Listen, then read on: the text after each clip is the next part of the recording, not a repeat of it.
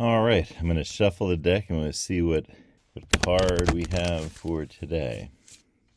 I'm going to shuffle it twice, and I guess I'll shuffle it 3 times. Now remember that yesterday I said...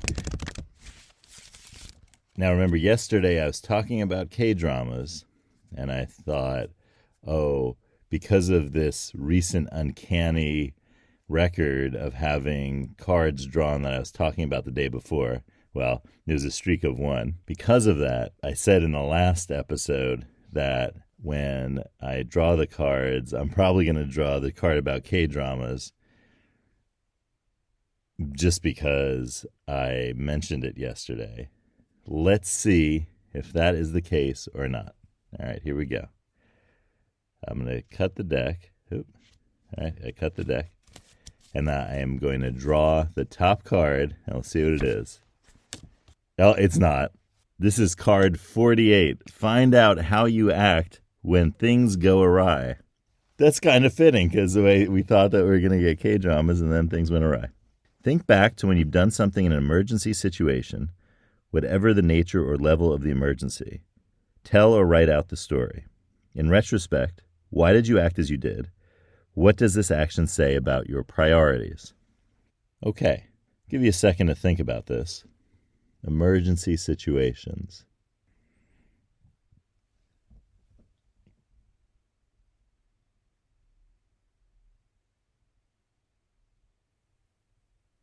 Okay, so did you think of one?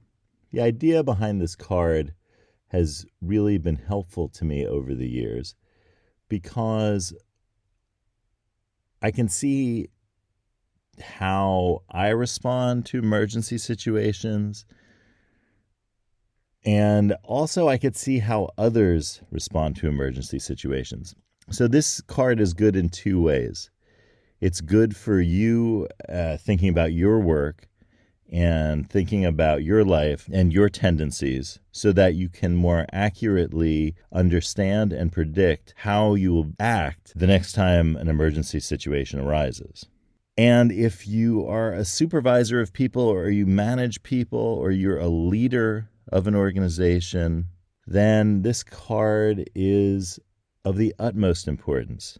How many of you say that your job is putting out fires? I bet it was a lot of you. It's something that a lot of people say.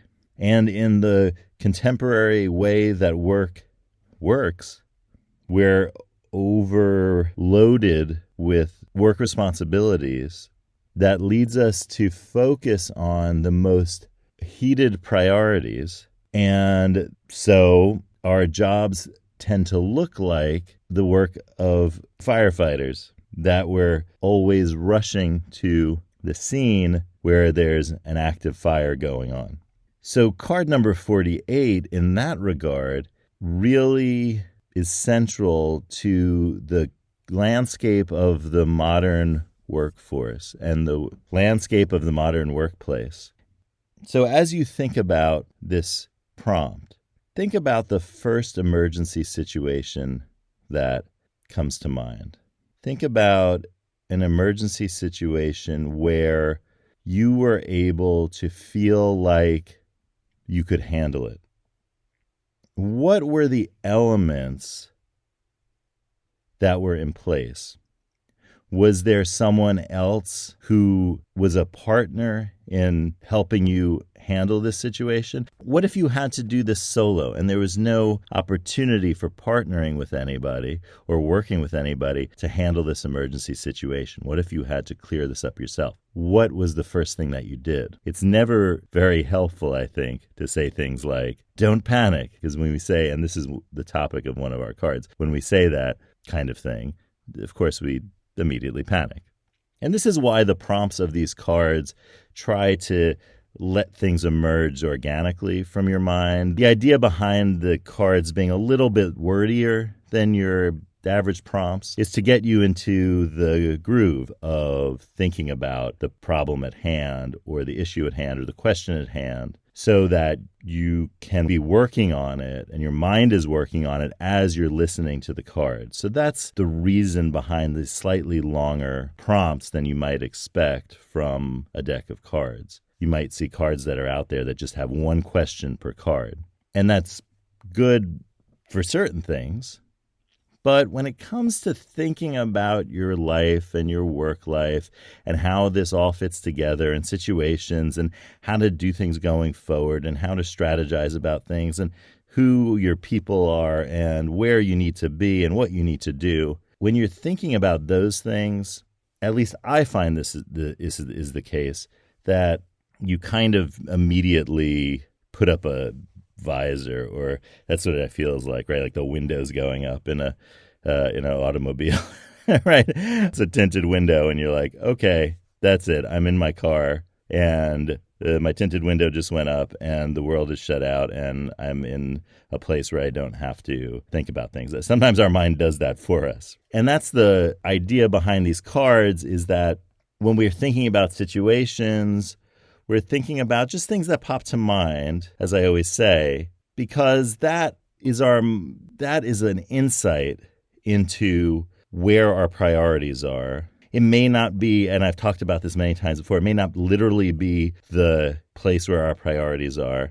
For instance, if you thought of a situation in life where there was a fire, or you thought of a situation where there was a big mess up in leadership, or there was a big mess up on an organizational level that created an emergency, or whether it was a personal thing.